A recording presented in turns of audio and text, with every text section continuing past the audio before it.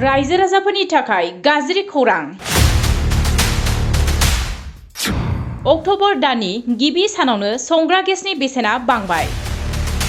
गंसे कमार्शियेल सिलिन्डारनि बेसेना 209 रांसिम बांहोदों थाव कम्पानिया। बिनि लोगो लोगोनो हादरनि गुबुन गुबुन रायजोआव कमार्शियेल सिलिन्डारनि बेसेना आलादा आलादायै बांदों। 15 किल'ग्राम लिटारनि कमार्शियेल सिलिन्डाराव दानिफ्राय बांहोनाय बेसेनखौ होनांगोन।